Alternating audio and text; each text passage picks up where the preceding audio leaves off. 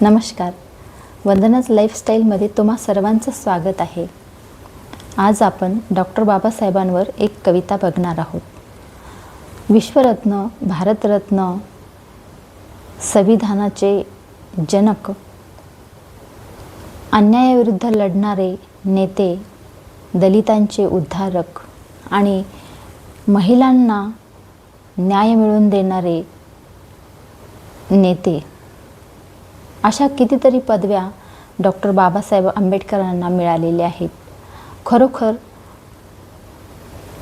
गेल्या काळामध्ये स्त्रियांची अवस्था ही खूप हीन होती।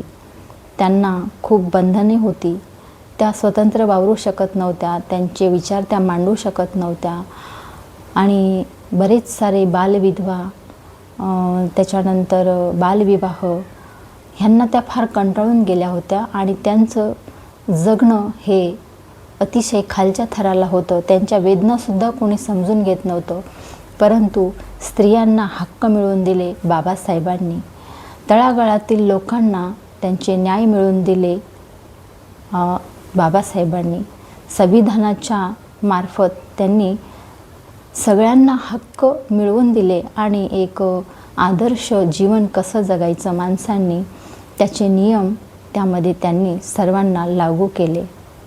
बाबासाहेब आंबेडकरांची जयंती ही भारतातच नाही तर संपूर्ण विश्वामध्ये साजरी केली जाते। ही खूप अभिमानाची गोष्ट आहे। द सिम्बॉल ऑफ नॉलेज असं त्यांना म्हटलं जातं। खरोखर खूप बुद्धिवादी आणि खूप दूरदृष्टी होती त्यांची। तर त्यांच्यावर एक छोटासा प्रकाश टाकणारी बा भीमा नावाची कविता मी सादर करत आहे। शोषितांचा पीडितांचा आधार तू, शोषितांचा पीडितांचा आधार तू, दीनदुबळ्यांचा श्वास तू, दीनदुबळ्यांचा श्वास तू, आंधळ्याची काठी तू, मुक्याचा शब्द तू, आंधळ्याची काठी तू, मुक्याचा शब्द तू, पिढ्यानपिढ्या गुलामगिरीचा मुक्त दाता तू, पिढ्यानपिढ्या गुलामगिरीचा मुक्त दाता तू, बुद्ध धम्माच्या तत्वाचा अनुयायी तू, बुद्ध धम्माच्या तत्वाचा अनुयायी तू, अंधारमय रस्त्यावरचा लख प्रकाश तू, अंधारमय रस्त्यावरचा लख प्रकाश तू, बुद्ध धम्माच्या तत्वाचा अनुयायी तू, अंधारमय रस्त्यावरचा लख प्रकाश तू, देव नसुनी एक जिवंत विचार तू, देव नसुनी एक जिवंत विचार तू,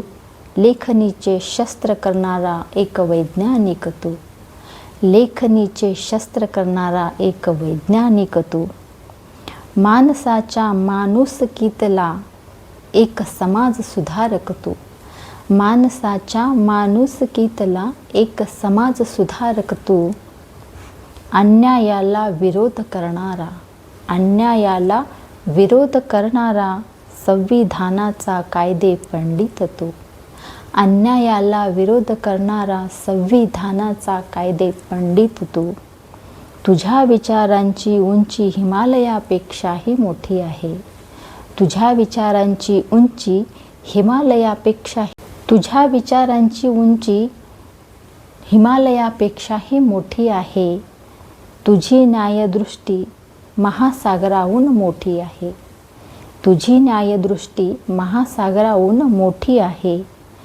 नमन करते मी बा भीमा तुला कोटी कोटी, नमन करते बा भीमा मी तुला कोटी कोटी।